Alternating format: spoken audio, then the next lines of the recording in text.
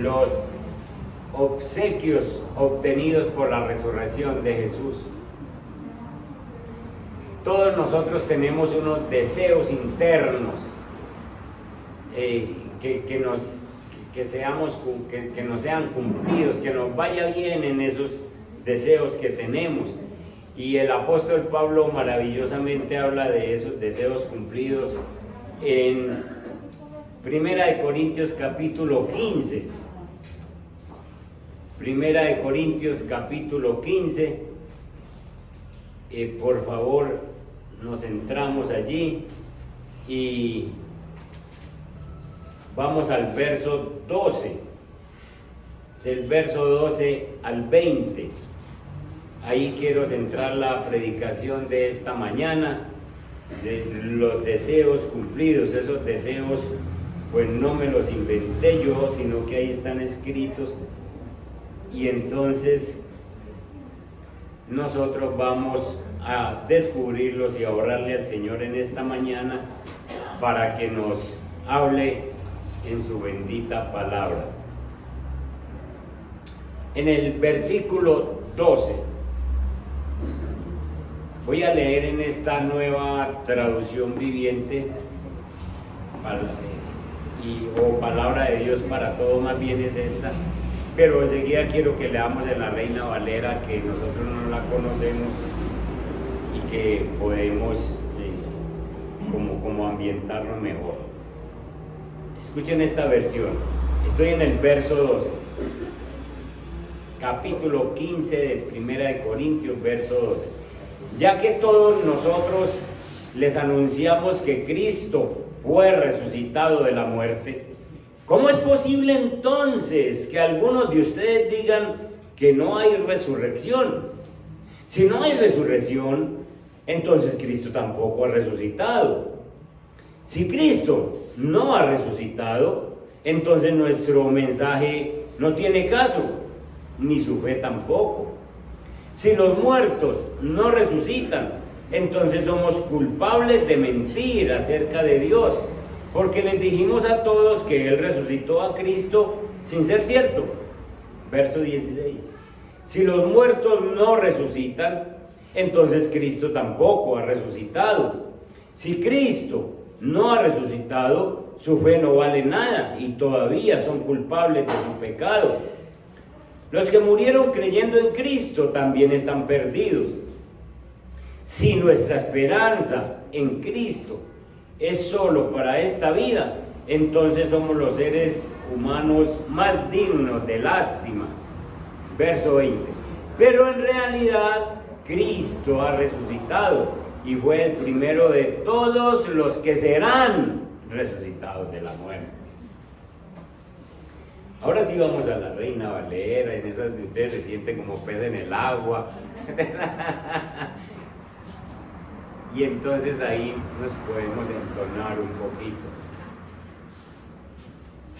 Damos gracias a Dios. ¿Quién puede en familia? Ese sol. Estoy en 1 Corintios capítulo 15. Fabián, bienvenido. Gracias, pastor. Buenos días. Damos gracias a Dios. Versículo 12, entonces, con la Reina Valera, la pueden leer aquí en la pantalla también. Dice: pero si se predica de Cristo, que resucitó de los muertos, ¿cómo dicen algunos entre vosotros que no hay resurrección de muertos? Es decir, nosotros resucitaremos. Los que murieron en Cristo resucitarán, y los que murieron sin Cristo también, para luego ir a la condenación eterna, los que se mueren sin Cristo. Estoy en el verso 13. Porque si no hay resurrección de muertos, tampoco Cristo resucitó. Es decir, no podemos hablar de resurrección si no creemos en que Cristo resucitó.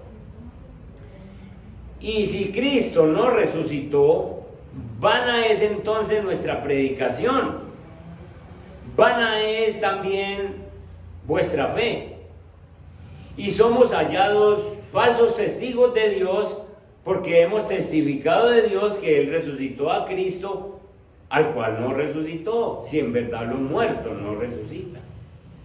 Porque si los muertos no resucitan, tampoco Cristo resucitó. Y si Cristo no resucitó, vuestra fe es vana. Aún estáis en vuestros pecados. Esto es una razón tremenda que da el apóstol Pablo. Si Cristo no hubiera resucitado, nuestros pecados aún estaban en nosotros. Entonces también los que durmieron, es decir, los que murieron en Cristo, también están perdidos, perecieron. No tenemos esperanza de volverlos a ver. Si en esta vida solamente esperamos en Cristo, somos los más dignos de conmiseración de todos los hombres. Esto es si Cristo no resucitó, pero el verso 20 resuelve todo el asunto. Mas ahora Cristo ha resucitado de los muertos, primicias de los que durmieron, es hecho. Vamos a desglosar este pasaje precioso. El apóstol Pablo, ustedes saben, fue uno de los escritores fuertes de la Biblia, pero ustedes se acuerdan quién era Pablo, ¿sí recuerdan? Saulo de Tarso, perseguidor de la iglesia. A él le duele mucho haber perseguido la iglesia. Él lo explica en ese mismo capítulo 15, diciendo: a mí fue al último que se me apareció Jesús como un abortivo. Es decir, ustedes saben que Pablo no fue de los 12 apóstoles.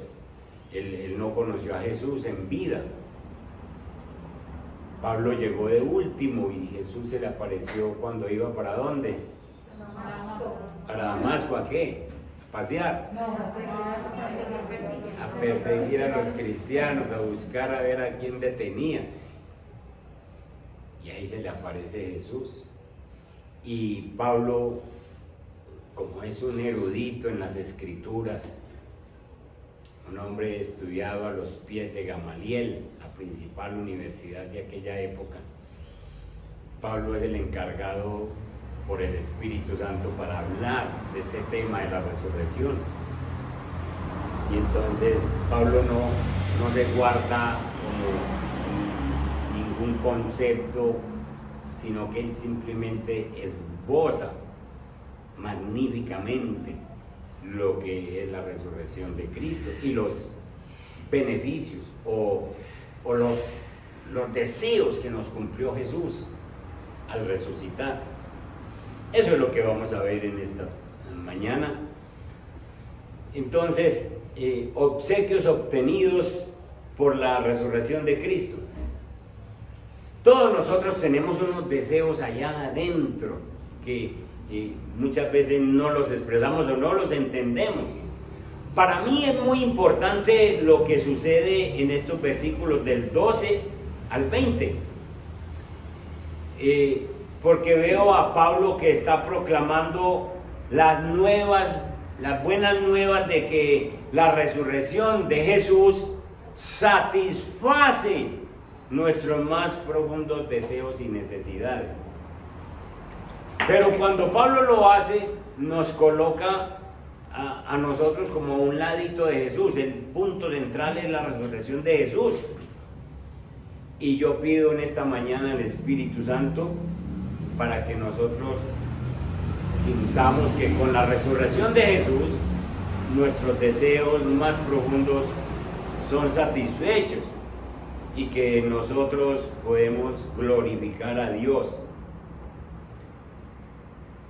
Entonces vamos a esos deseos. El primero de todos está en el verso 17. Alguien que me lea el verso 17.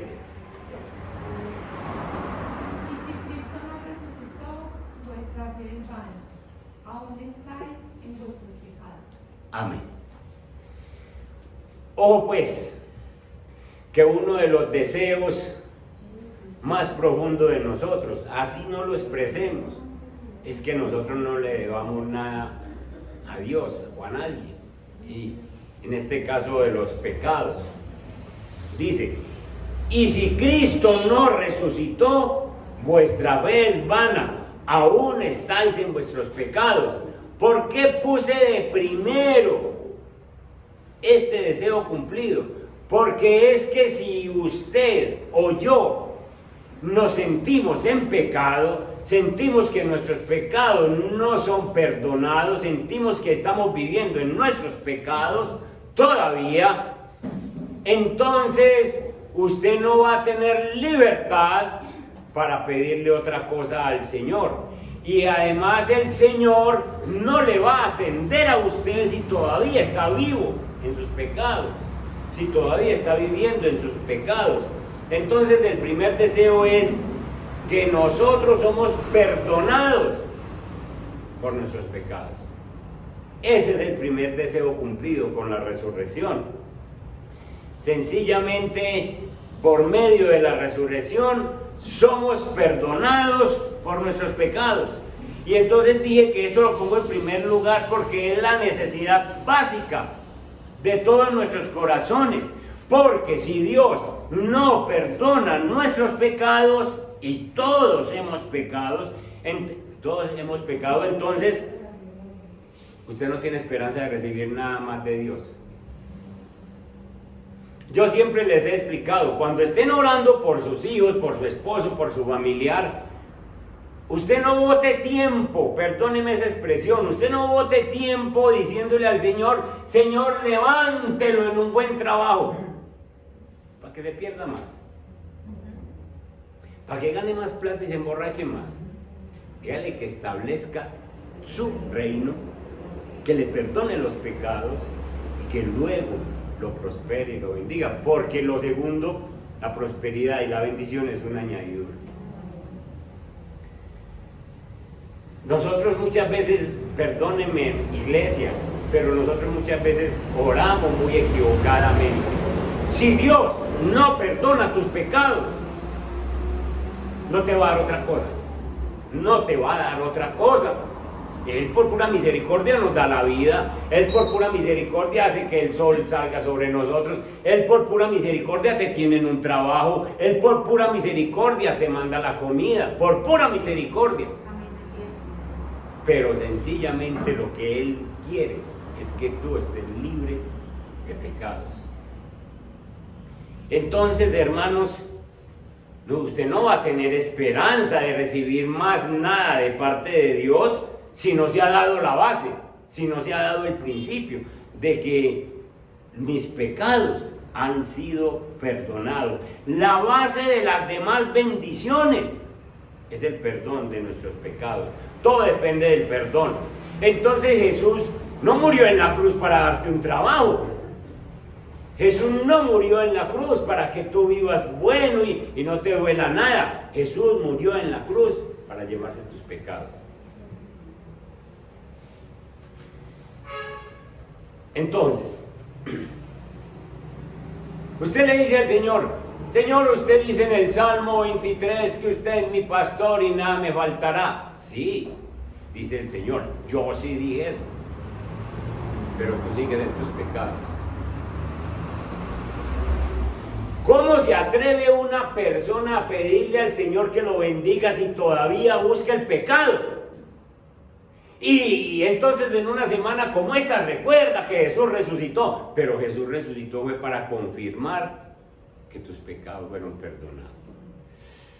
Yo esta semana meditaba sobre esto, hermano, y entonces qué cosa tan maravillosa la que hace el Señor. Yo era un pecador, pero el Señor viene a mí y se lleva mi pecado y Jesús muere. Jesús muere en la cruz, pero muere por mi pecado. Pero Jesús resucita. Y cuando Jesús resucita, Jesús ya no tiene el pecado mío. Entonces, ni lo tengo yo, ni lo tiene Él. ¿Qué se hizo? ¿La Biblia qué dice? En el fondo de la mar y nunca más.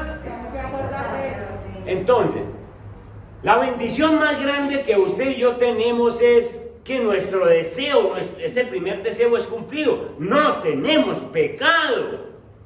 Nuestro pecado ha sido sepultado en el fondo de la mar. Cristo murió por mi pecado. Apréndanse bien eso, cójanse bien eso. Es que Cristo no murió porque Él quiso morir. Él murió era porque vos y yo teníamos un pecado. Y Él dijo, présteme en ese pecado que los va a matar a ustedes. Yo muero por ustedes. Y efectivamente murió, pero ni el pecado ni la muerte lo vencieron. Él resucita, y cuando resucita, entonces yo lo veo resucitado, pero mi pecado no está en Él, el pecado que me quitó, pero tampoco debe estar en mí, porque Él cumplió llevándose ese pecado. Entonces, hermanos, denle ese aplauso al Señor.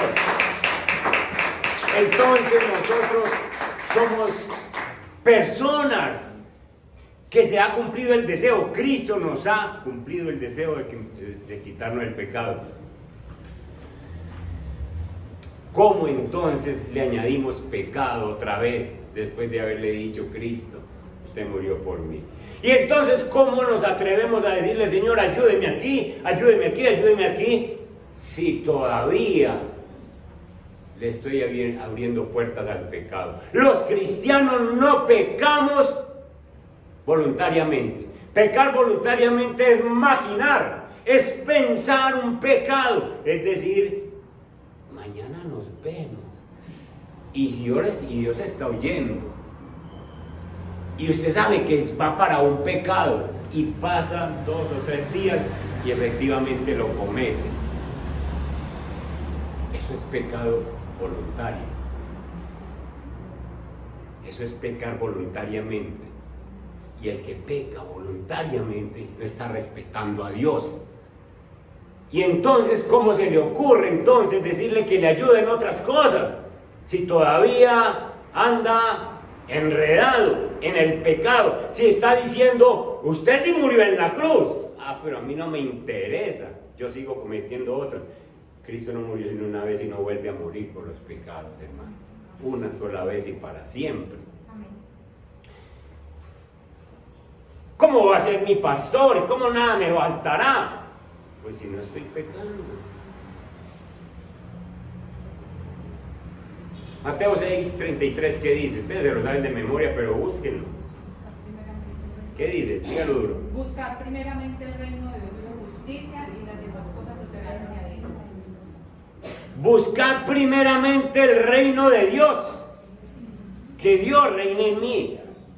Su justicia, lo que Él ha hecho por mí, y las demás cosas serán una añadidura. ¿Para quién es esto? Pues para nosotros, los que sencillamente reconocemos que Cristo es nuestro Señor, y entonces permitimos que Él reine en nuestra vida, permitimos que Él sencillamente sea el Rey de nosotros, y las demás cosas es después del reino, demás cosas es familia, demás cosas es trabajo, demás cosas es comida, demás cosas es vestido. Esas cosas las llama el Señor ¿cómo? Es decir, ustedes me caminan a mí y ustedes no se tienen que preocupar por eso, porque yo les mando la bendición. Ustedes nunca van a ver a Abraham, a David, a estos grandes hombres, a Daniel, gente que le copiaron al Señor, que estuvieron con el Señor, nunca los van a ver clamando por comida, ni clamando por vestido, porque ellos se preocupaban por guardar su vida, su corazón para Dios, y Dios les decía, tenga, y tenga, y tenga, y tenga, y tenga. Porque las añadiduras van a sobrar cuando tú y yo le somos fieles al Señor en su palabra. Amén. Entonces, hermanos, ¿cuál es la preocupación de nosotros? Yo me pongo a pensar en Dios sentado en el trono, con una persona diciéndole, ay Señor, acuérdese que ahorita es la hora del almuerzo y esas ollas están vacías. Y el Señor diciendo a a quien he dejado yo tirado que esté cumpliendo con la palabra. ¿A cuál persona he dejado yo tirado? A nadie. ¿Ustedes se imaginan que Dios a una persona fiel, a una persona que tenga un interés por guardarse para el Señor, porque esté rechazando el pecado? ¿Ustedes creen que entonces Dios no ve? Entonces Dios no ve a esa persona que busca todos los días ser fiel y lo deja tirado y lo deja aguantar hambre. De ninguna manera, de ninguna manera. Porque esa persona se está preocupando por tener el reino y los demás de añadidura. Y si no, no hubiera dejado escrito eso.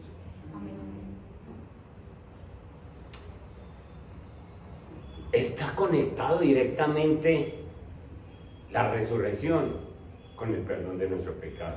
Conectado directamente. Miren lo que dice en el 15:3, versículo 3 del capítulo 15. Dice, porque primeramente os he enseñado lo que asimismo recibí, que Cristo murió por nuestros pecados, conforme a las Escrituras. Entonces está conectado directamente la resurrección para que nosotros tengamos ese primer deseo. Nuestros pecados son perdonados, son completamente perdonados. Esto significa que con su muerte, entonces Él pagó el castigo por nuestros pecados y consiguió nuestra justificación, consiguió nuestra absolución, consiguió nuestro perdón definitivamente. Usted y yo nos tenemos que sentir perdonados con la resurrección del Señor. Resucitó. Entonces, si resucitó y había, como les dije ahora, y murió por mis pecados y resucitó, quiere decir que mis pecados no lo mataron, sino que Él se sobrepuso a él. Entonces, como llevó mis pecados, entonces mis pecados ya no están en mí. Digan amén. Amén. Los pecados ya no deben estar en usted. Jesús se los llevó, pero Jesús tampoco los tiene, porque ya resucitó, ya murió y ya resucitó. Entonces, definitivamente yo no puedo hacer otra lista de pecados para venir y presentarme delante del Señor. Aquí tengo otro Señor, vuelva y muera. Y el Señor le dice, no mijo, usted no me ha hecho caso. Usted sigue siendo la misma persona. Entonces es necesario, hermano, que nosotros aprendamos de esto. Yo les he contado que tengo un amigo en Ipiales, en Pasto, un pastor que era de aquí de Itagüí. Él una vez estuvo predicando aquí varias veces. Se fue de Itagüí con su familia, 3 hijos, 2 muchachos y una adolescente. Se fue a formar una iglesia en Ipiales. Le estaba yendo muy mal, porque alquiló una casa vieja y en la sala empezó a predicar. Entonces le iban 4, 5, 6 personitas y ya llevaba casi 5 o 6 meses en esa situación. Entonces no tenía con qué pagar arriendo, no tenía con qué comer, tenía todas estas cosas. Y entonces un día me escribió y me dijo, pastor, ore por mí y dígame si yo cometí un error. ¿Qué hiciste pues? Él se llama Luis Carlos. Entonces me dice, no pastor, yo me fui para el patio atrás y abrí la Biblia y leí al Señor, a usted no se le da nada, pues mirando al cielo, a usted no se le da nada que diga a la gente que un trabajador suyo murió de hambre con sus hijos. Yo le dije, ¿y andas cómo está tu vida? Y le dije, no pastor, no, predicando, enseñando, yo trato de no mentir, yo hago todo, yo vivo como un cristiano, yo no he estado pecando, yo no he estado haciendo cosas. Yo le dije, hermano, no está mal hecho. Y yo sí voy a orar por vos y no está mal hecho lo que le dijiste al Señor, en realidad el Señor te escuchó y algo va a pasar. Él estaba en los límites con Ecuador y entonces como en un lugar veredal, y entonces empezó a venir gente del Ecuador, del otro lado. Por aquí que abrieron una iglesia cristiana, ¿dónde es? Y empezó 8 días después a llegarle gente del otro lado, del Ecuador. En 3 meses me estaba diciendo que le pidió permiso al dueño de la casa para tumbar unos muros y ampliar el salón, y hoy en día tiene 2 iglesias ahí en ese lugar. Él no estaba pecando, él estaba pasando una prueba, pero él no estaba pecando. Y entonces se atrevió a decirle al Señor: ¿qué dirá la gente si dicen que un trabajador suyo murió con sus hijos? Dios no es injusto, hermano. Dios nos ve. Dios, cuando perdona nuestros pecados, y nosotros tenemos libertad para decirle: Señor, yo estoy apartado del pecado. Señor, yo no estoy contemplando nada, ni a nivel de mente, ni a nivel de corazón, ni mucho menos a nivel de cuerpo. Señor, yo no estoy alimentando ningún pecado. Señor, atiéndame por favor. Y se va a cumplir eso de que tú buscas el reino y Él te da las añadiduras. Amén. Segundo deseo: el primero es que sus pecados deben ser perdonados, y usted debe estar contento por eso. Yo estoy bastante muy contento, yo como era fregado y el Señor me perdona todo eso, como no voy a mantener contento. Segundo deseo: que el Señor nos cumple con la resurrección. Por fin tenemos una fe firme. Verso 14: nuestra fe tiene bases firmes. Verso 14, ¿qué dice el verso 14? Léalo pues duro. Y si Cristo no resucitó, vana es entonces nuestra predicación, vana es también vuestra fe. Amén. Si Cristo no hubiera resucitado, entonces su predicación, lo que usted enseñaría, lo que yo enseñaría, sería vano. Y nuestra fe también es vana, no tendríamos una fe firme, no tendríamos en quién confiar. Entonces nosotros hoy en día, con la resurrección, sabemos que nuestra fe es firme. Nosotros sabemos que nosotros no estamos diciendo mentiras ni estamos engañados. Nuestro Jesús sí murió en la cruz, sí resucitó, tampoco se quedó en la tumba, resucitó. Y entonces, debido a la resurrección de Jesús, existe alguien en quien sí podemos confiar absolutamente. En lo más profundo de nuestro corazón hay un deseo, y ese deseo es tener alguien en quien confiar. Muchas veces buscamos en la tierra en quien confiar, y muchas veces también resultamos defraudados. Y entonces uno dice: no, ¿en quién confía uno? Si el papá de pronto sale con unas cosas que uno no se imaginaba, la mamá dice unas cosas que uno no esperaba, los hermanos, los amigos, no, ¿en quién confiar entonces? Lo que me han hecho, yo no confío en nadie. Y de pronto se casa y tiene unas experiencias de esas malucas donde uno de los dos es infiel, y entonces se quiebra la confianza. Y entonces, ¿en quién confiar? Pero resulta que nuestra fe tiene bases firmes, porque con la resurrección nosotros aprendemos a confiar en nuestro Dios. Cuando Dios hizo a Adán y a Eva, Dios les puso en el corazón que confiaran en Él, en Dios, que confiaran en Él para todo lo que necesitaran. Y entonces el hombre y la mujer necesitaban alguna cosa, y ahí estaba Dios en el paraíso para bendecirles. Pero esa necesidad nunca cambió, aún después del pecado. Ellos pecaron, pero las necesidades se siguieron viendo. ¿En quién confiamos? Porque ellos escucharon la voz de Satanás y y confiaron en que Satanás le estaba diciendo la verdad, y se equivocaron. Jesús resucita para que ahora, que ya no tenemos pecado, voy a repetir eso, Jesús resucita para que ahora, que ya no tenemos pecado, que nosotros sabemos que nos perdonó los pecados, entonces así como sabemos que nos perdonó los pecados, le brindemos toda la confianza y esperemos en Él todo lo que nosotros necesitamos.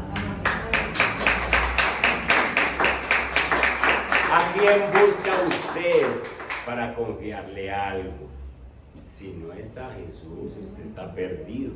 Porque si usted busca a alguien para confiarle algo, está diciendo: hay alguien más confiable que Dios. Y no puede ser. Entonces, Jesús satisface nuestra necesidad de darnos una firmeza, de darnos en quién confiar al presentarse y decir, bueno, usted no sabe que yo resucité, pues. Usted no sabe que yo morí por sus pecados, me llevé sus pecados y resucité y aquí estoy con usted otra vez. Entonces, ¿usted para qué busca otro? Jesús nos está brindando toda confianza, nuestra fe debe ser firme. Jesús, con su muerte, prueba su amor por nosotros, nos muestra el amor que tiene por nosotros, pero con la resurrección nos muestra su poder y nos dice, no solo morí por ustedes, sino que les muestro mi poder de que yo resucité y estoy al lado de ustedes. Si hay alguien en quien podemos confiar, es en Jesús. Es de nuestra más absoluta confianza. Nunca te va a defraudar. Nosotros somos los torcidos. ¿Sí o no? Nosotros somos los que cada rato nos desviamos y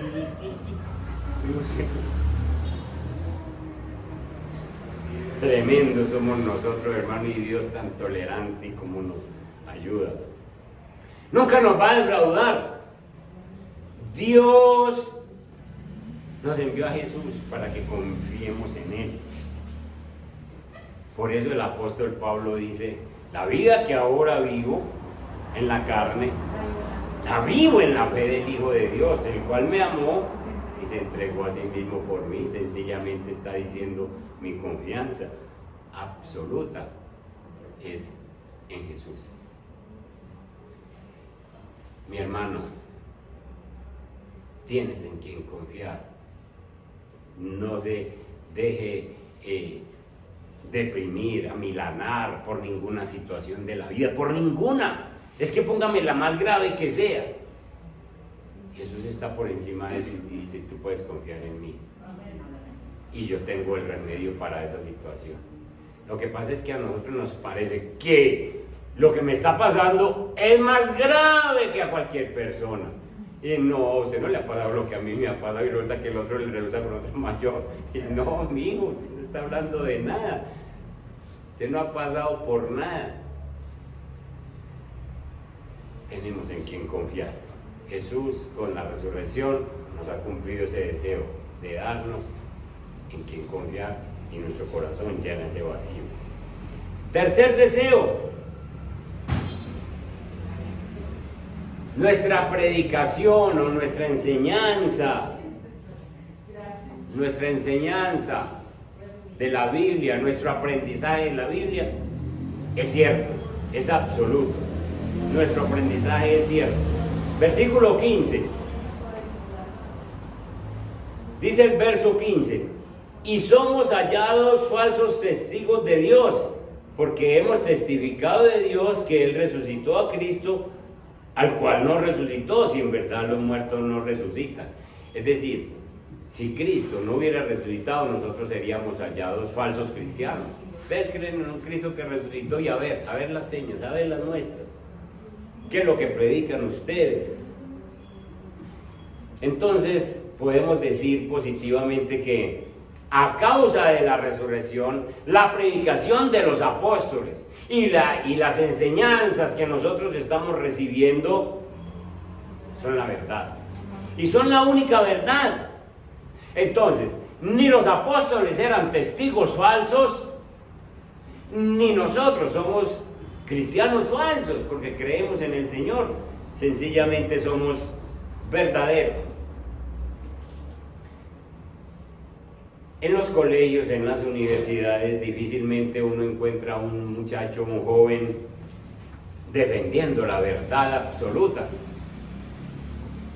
Porque cuando se habla de absoluto, en la época que estamos viviendo, no les gusta.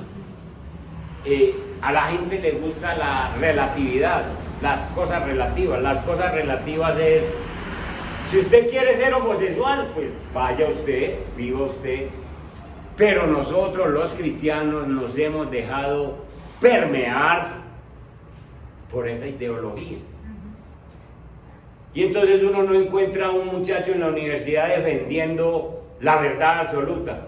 La verdad absoluta es que debiera decir en un seminario sobre sexualidad, decir, el homosexualismo no lo permite Dios.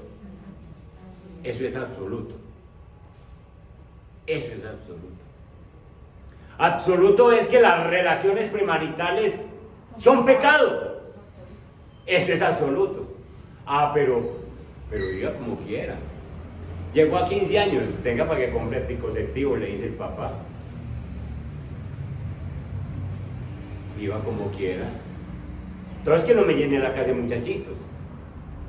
Viva como quiera.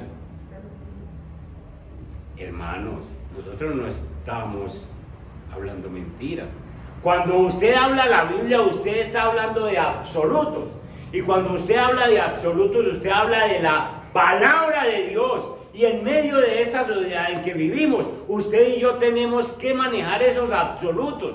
Duélale a quien le duela. Sencillamente porque nosotros predicamos la verdad, porque nosotros decimos las cosas que Dios nos enseña, hermano. En este mundo que nosotros estamos, la gente no quiere en absolutos. La gente no está convencidos de los absolutos de Dios, sino que quieren vivir relativamente. Se quiere juntar sin matrimonio, júntese, viva así, está bien. ¿Por qué no se le dice, hermano, cásese, organícese, para que se meta bajo las bendiciones de Dios, para que Dios le ayude con todo lo que usted necesita? Porque no piense en el futuro de los hijos, en el futuro suyo. Organice su vida, organícela. O se va a meter en la vida relativa, no, yo vivo así. Entonces el otro llega y dice, no, a mí no me gustan las mujeres. Papá, yo me traigo mi amigo para mi casa. Pues viva como quiera. No, mijo. Ojalá hubiera de esos viejos templados que lo sacan la peinilla y le dan unos planazos. Yo se lo creo como hombre mío. Venga a ver. Se necesitan absolutos. Hermanos, la necesidad de una verdad es una necesidad profunda. Y Jesús con la resurrección nos da a nosotros esa verdad profunda que llega al alma y que nosotros podemos transmitir a la sociedad. Yo como pastor, sencillamente, yo no puedo cambiar la palabra del Señor. A mí me dice, allá en esos pueblos donde voy, pastor, ¿qué hago yo? Que yo vivo con este hombre hace 5 o 6 años y si ya tienen un hijo, si ya tienen 2 hijos, pues cásense. O es que usted piensa que ese juntarse es por si de pronto dentro de 2 o 3 años nos queremos separar y no hay nada firme, entonces me voy y nadie me pide nada. No. Y ya está organizado, obedezca a Dios para que pueda haber más y mayores bendiciones. ¿Por qué sería que Jesús dejó escrito, yo soy el camino, la verdad y la vida? Porque eso es un absoluto. Jesús no dijo, yo soy un camino. Ahí no dice, yo soy un camino. Porque si dijera, yo soy un camino, eso es relativo. Ustedes pueden buscar cualquiera. Pero le están diciendo, yo soy el camino. Ustedes tienen que caminar, es como yo les digo. Yo soy la verdad y yo soy la vida. Eso es un absoluto. Y eso es lo que nosotros predicamos. Y entonces Jesús se levanta entre los muertos para reivindicar, para afirmar lo que él predica. Yo les dije que me muero por sus pecados, listo, y aquí estoy. Ya resucité, ya morí por sus pecados, ustedes son nuevas criaturas. Jesús tiene el derecho para decirnos lo que es absolutamente verdad, porque Él es la verdad. Y entonces, en la resurrección, Dios probó que Él es la verdad absoluta, y esa es la que predicamos. Entonces es otro deseo de nuestro corazón. Tenemos una verdad absoluta. Nosotros no vivimos relativamente. que el mundo se nos está volviendo nada, que el mundo se está descuartizando, que por toda parte ya se nos mete a nosotros la diversidad de género, todas estas cosas que se nos presentan diario y las noticias y todo lo que ellos abogan, lo que ellos buscan para ellos. Y entonces nosotros nos vamos acomodando. Cuidado, que eso no es para nosotros. Nosotros no nos podemos acomodar. Usted y yo tenemos que manejar los absolutos de Dios y pase lo que pase. Así quede uno nomás en esta tierra, pero que quede íntegro mío. Amén. Entonces, sencillamente nosotros no estamos de acuerdo con nada de eso. Con nada de eso. En los Estados Unidos ya tenemos situaciones de pastores demandados porque llegan un par de homosexuales y le dicen, pastor, necesitamos que nos celebre una ceremonia matrimonial. Y un pastor recto les dice, no, mijo, la Biblia a mí no me deja. Mira, aquí dice que Dios creó hombre y mujer y que serán una sola carne y que ellos son los que casan, ustedes no, conmigo no cuenten. Demandado a la corte. ¿Qué vamos a hacer? Hay que manejar los absolutos de Dios. Bien, entonces tenemos nosotros estas bendiciones que el Señor nos ha dado en la cruz. Nos ha dado perdón de los pecados, nos ha dado una firmeza en nuestra fe, unas verdades absolutas. Otro punto, verso 19. Nosotros no somos dignos de lástima, sino dignos de ser envidiados. Los cristianos no somos dignos de lástima. El verso 19 dice, si en esta vida solamente esperamos en Cristo, somos los más dignos de conmiseración de todos los hombres. Si Cristo no hubiera resucitado, entonces nosotros éramos los más dignos de lástima. Podemos decir entonces que nosotros no somos dignos de lástima porque nuestro Cristo resucitó y nuestro Cristo está vivo y vive en nosotros. Entonces nosotros somos dignos de que se nos envidie la vida que nosotros vivimos. Porque la vida de nosotros sí tiene significado, la vida de nosotros sí es valorable. Porque nosotros que creemos en un Cristo que resucitó, en un Cristo que está vivo, en un Cristo que nos oye, en un Cristo que nos guía con su Santo Espíritu. Entonces, hermanos, nosotros no somos dignos de lástima. Dignos de lástima son aquellos que todavía uno los ve prendiendo velas a ver si le hace un milagro, esperando que llegue la Semana Santa, a ver si le echan un bulto de esos al hombro, a ver si con eso, con una semanita que trabajen y cargando de pronto esos sí son dignos de lástima. Dignos de lástima son aquellos que todavía se flagelan el cuerpo para ver si se parecen a Cristo en alguna forma. Pero como el Señor se ha levantado de los muertos, como nuestro Señor está vivo y reina como Rey para siempre, nosotros simplemente le obedecemos y todo nuestro amor, toda nuestra autonegación, sencillamente nos hace que seamos envidiados por otros, no de lástima. Sencillamente dice Pablo que toda nuestra aflicción, lo que nosotros pasemos, las pruebas en este tiempo, eso es leve, eso es pasajero, porque nada de eso es comparado con el eterno peso de gloria que está por venir para nosotros. Por más que usted tenga situaciones en las que de pronto otros se burlen de usted, porque hay gente que dice, pobrecitos cristianos, no volvieron a cine, no volvieron a los bailaderos, pobrecitos, no se les puede invitar a un cumpleaños porque no van, pobrecitos, como pasan de maluco, no saben lo bueno que nosotros pasamos, hermano, no saben lo bueno que nosotros vivimos con Cristo, y no importa si no lo vuelven a invitar a una fiesta, no importa, usted no se está perdiendo nada mío, que no lo invitamos porque es cristiano, pues que no lo invite, pues es un regalo menos que llevar.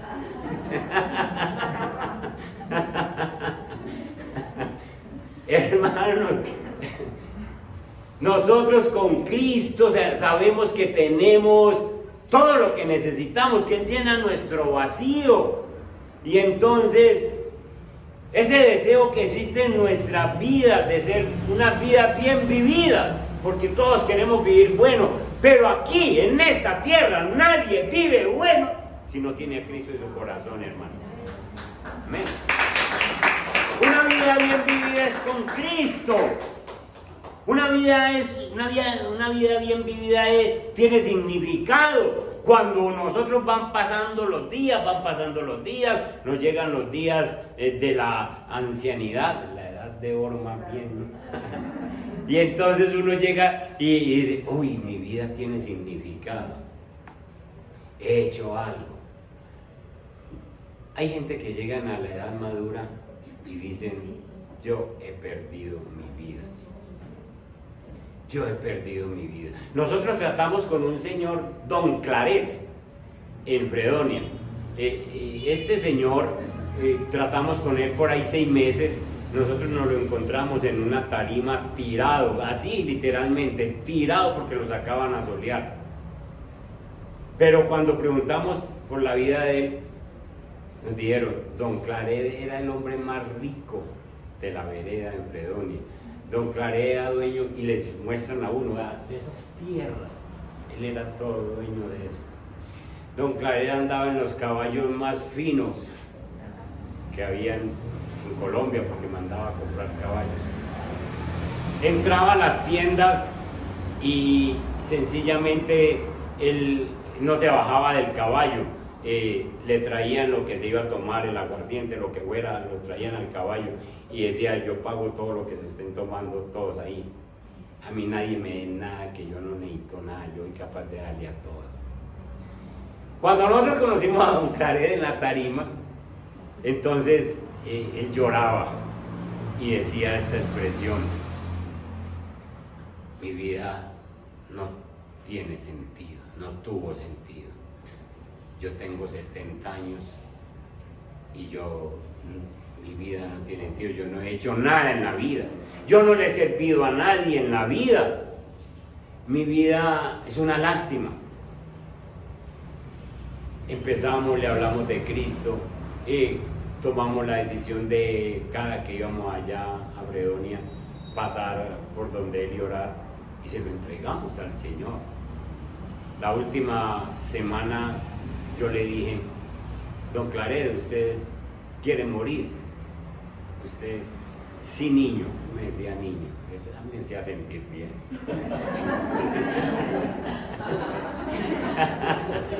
Sí, niño, yo quiero morirme, mi niño, yo quiero morirme. Porque yo ya he entendido que Cristo entró en mi corazón y yo ya no quiero quedarme más en esta tierra. ¿Qué quiere Don Claret que le traiga como deseo último? Tráigame un pollito de esos asados que venden en Envigado. Se lo llevé, porque era una promesa. Se lo comió, se comió su parte de pollo, y 8 días después murió.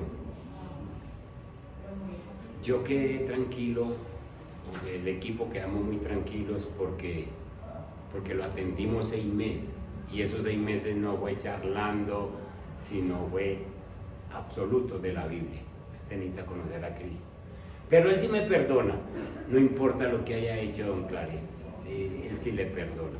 Y entonces entendió en sus últimos días que, aunque no había hecho nada que sirviera, que valiera la pena, la misericordia de Dios había sido extendida y Dios lo había buscado con nosotros, lo había buscado para darle la salvación en los últimos días.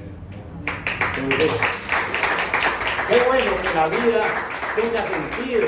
Qué bueno que usted llegue a esos años y diga, yo he enseñado la Biblia, yo le he evangelizado personas, yo tengo sabios consejos para estos jóvenes que vienen y darles una palabra para que sí, qué bueno, y que usted sepa que la vida tiene sentido y que su vida es importante, porque Dios ha resucitado para llenarle ese deseo a su corazón. Entonces, el Señor no nos va a dejar que nosotros malgastemos nuestra vida, que lleguemos a la tumba sin ningún aliciente. Y terminamos con otro deseo. Aquellos que han dormido están vivos, en el verso 18. Entonces también los que durmieron en Cristo, ¿qué?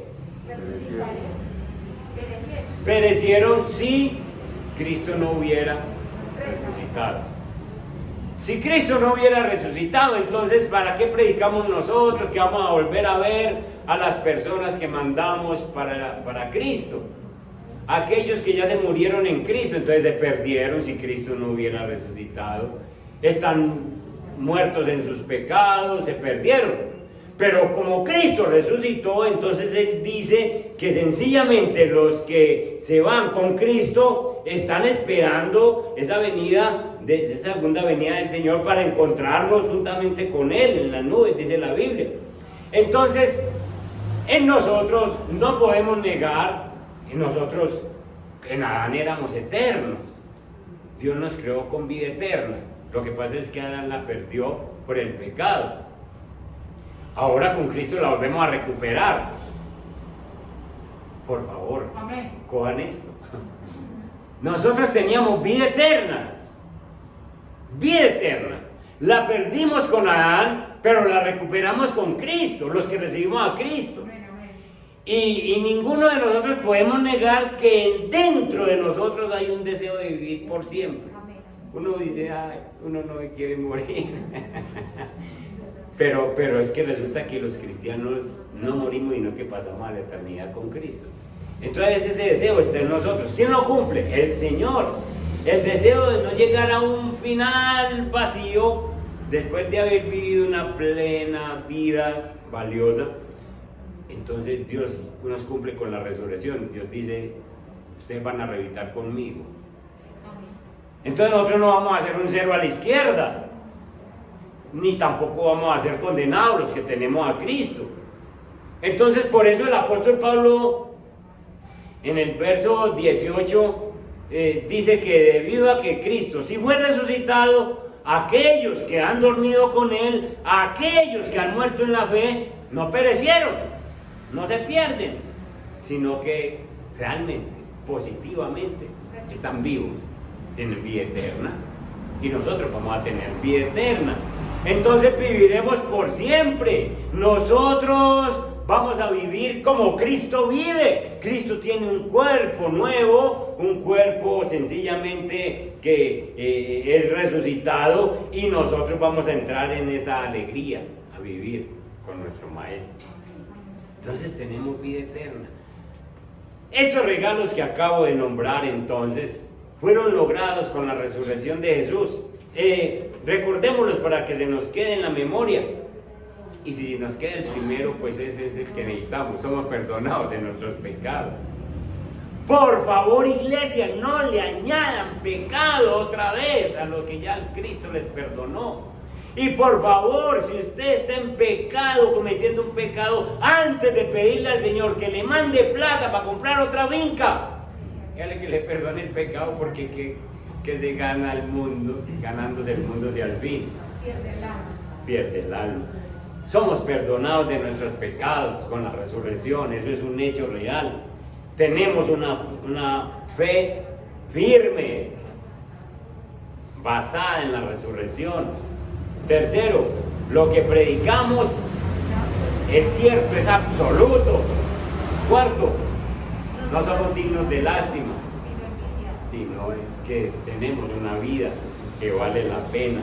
Y quinto, tenemos vida eterna y nos encontraremos con aquellos que ya se fueron. Póngase en pie, por favor.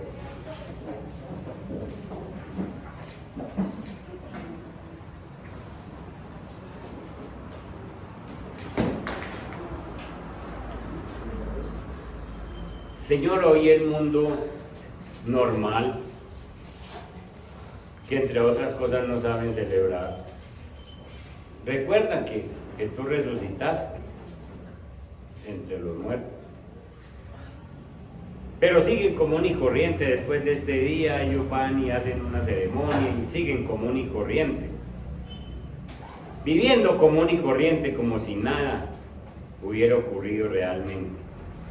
En cambio, para nosotros la cosa es diferente, Señor. Nosotros hemos reflexionado toda esta semana y hoy también nos hablas en tu palabra con el apóstol Pablo diciéndonos que en esa resurrección tú, Señor, satisficiste, Señor, los deseos profundos de nuestro corazón. Señor, nosotros necesitamos sentirnos perdonados de nuestros pecados. Eso nos da gozo, eso nos da alegría. Señor, que lo que yo siento lo sienta la iglesia, el gozo, la alegría, Señor, de que en realidad, todo lo que debíamos ya no lo debemos. Porque un día te dijimos, entra en nuestro corazón, gobierna mi vida, toma la dirección de mis pensamientos, de mis sentimientos. Y tú dijiste, bueno, está bien. Y entonces te confesamos nuestros pecados y tú te los llevaste, Señor.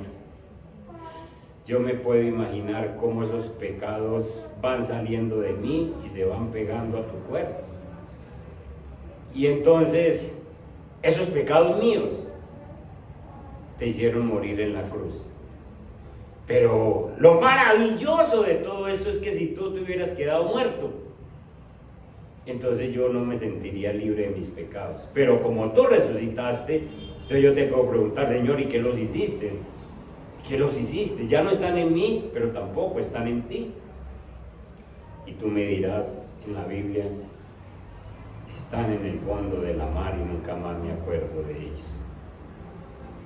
Señor, por favor, no permitas que nosotros, que ya hemos sido libres de nuestros pecados, le añadamos más, Señor. Porque eso significa que entonces yo no he nacido de nuevo si sigo pecando. Si yo sigo alimentando en mi mente o en mi corazón, Señor, o sigo prestando mi cuerpo para el pecado, es porque no te respeto, es porque no te valoro, es porque en realidad no entiendo tu muerte en la cruz. Señor, gracias por hablarnos de esta manera, porque sí queremos que seas nuestro pastor, sí queremos que nos des añadiduras, pero todo esto se da con esta base. La base de todas las bendiciones es el perdón de los pecados, Señor. Si somos perdonados de los pecados, ¿qué otra cosa no nos darás, Padre Señor? Gracias por esa fe firme que nos has dado, Señor, que podemos confiar en ti. Tú eres un Jesús resucitado, tú no te quedaste en la tumba como Mahoma, tú no te quedaste en la tumba como Buda. Señor, tú resucitaste, Padre Señor. Y gracias, Señor, porque nuestra fe es firme, Señor. Padre Santo, gracias porque tenemos absolutos. La Biblia está llena de absolutos, Señor. Nosotros no podemos vivir una vida relativa. No, es que este vive así, aquel vive así, este mundo está para vivir así. No, Señor. Si tú moriste por nosotros, entonces nosotros cogemos los absolutos de la Biblia. Tú eres el camino, la verdad y la vida. Tú no eres un camino, eres el camino. Ayúdanos a vivir con estos absolutos. Así el mundo se voltea al revés. Nosotros seguimos porque tú no nos dejarás avergonzados. La Biblia dice que los que miraron a ti fueron alumbrados y ninguno queda avergonzado. Señor, los cristianos no somos dignos de lástima. Si alguien vive bueno, somos nosotros, Señor, con un Dios resucitado, poderoso, que nos oye, que nos ayuda, que nos bendice, que nos guía. Señor, no dejes que el mundo nos arrastre otra vez, Señor, que nuestra vida tenga sentido. Señor, si somos jóvenes, pues podemos dar ejemplo, y si somos mayores, cuanto más, Señor, podemos dar consejo y enseñar una vida que tiene, Señor, valor, una vida que tiene significado, Señor. Y gracias por esa vida eterna, Dios mío, porque si tú no hubieras resucitado, Señor, los que se murieron en Cristo estarían perdidos, pero tú dices que están vivos en la vida eterna. Y nosotros, Señor, esperamos esa vida eterna que nos diste en Adán, que se perdió, Señor, pero que ahora tú, por tu misericordia, nos has encontrado otra vez y nos has vuelto la vida eterna, Señor. Ayúdanos a pasar por esta tierra, Señor, con significado, con valor, Señor. Y gracias por esperarnos en esa eternidad, Señor. Bendice la iglesia. Señor, yo te pido que esta semana que comienza, esas añadiduras lleguen a cada uno de los de la iglesia, Señor, esas añadiduras. Pero ya sabemos que esas añadiduras van a llegar, porque, Señor, sencillamente tenemos tu reino. En el nombre de Jesús. Amén. Y amén.